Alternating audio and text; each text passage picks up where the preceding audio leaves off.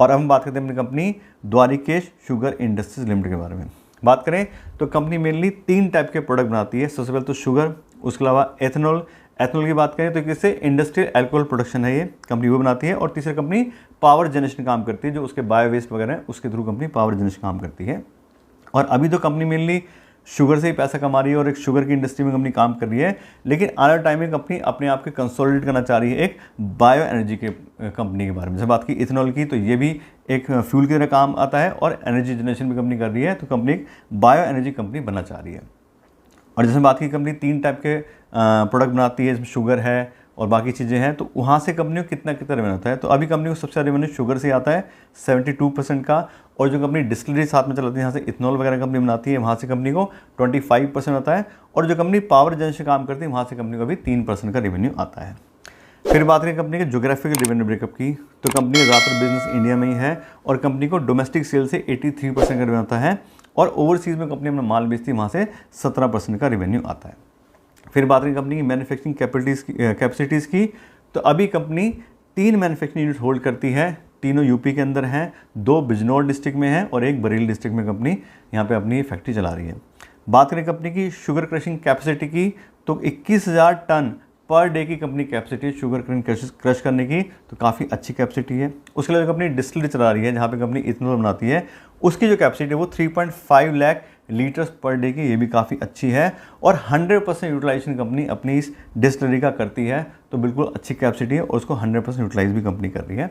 फिर बात करें कंपनी की पावर जनरेशन कैपेसिटी की, तो कंपनी की जो पावर जनरेशन कैपेसिटी है वो 96 मेगावाट की है, तो तीनों ही सेगमेंट देखें तो कंपनी अच्छा खासा बिजनेस कर रही है।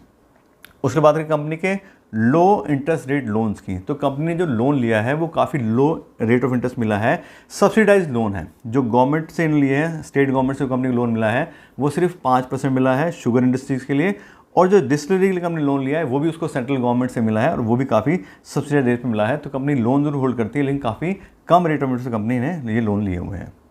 फिर बात करें तो अभी गवर्नमेंट का एक प्रोग्राम चल रहा है इथेनॉल ब्लेंडिंग प्रोग्राम, जिसके अंदर जो पेट्रोलियम कंपनियां हैं जो पेट्रोल बेचती हैं उनको अभी 10% जो है एथेनॉल मिला के बेचना होता है। और अब 2025 से गवर्नमेंट ने करा है कि आपको 20% ब्लेंड करना पड़ेगा और तब आप वो पेट्रोल बेचेंगे। अब इथेनॉल का फ़ायदा क्या है, ये रिन्यूएबल रिसोर्सेज से आता है, तो उसकी डिपेंडेंसी कम हो रही है कि एक्सपोर्ट की।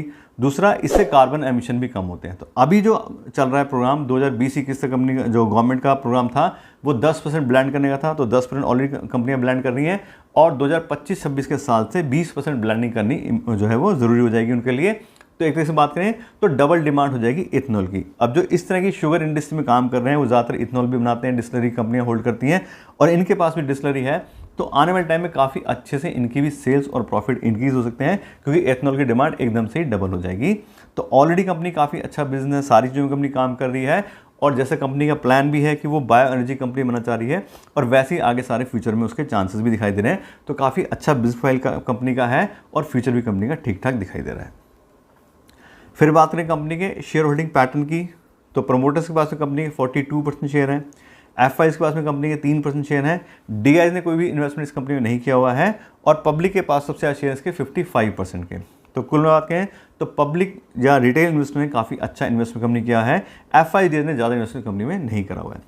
लेकिन फिर बात की कंपनी ऑलरेडी काफ़ी अच्छे प्लांट होल्ड करती है, कैपेसिटी भी कंपनी काफ़ी अच्छी है, और गवर्नमेंट के जो प्रोग्राम्स है उसको भी कंपनी को फ़ायदा हो सकता है। तो ऑलरेडी कंपनी का अच्छा खासा बिजनेस फाइल है और फ्यूचर भी कंपनी का ठीक ठाक दिखाई दे रहा है।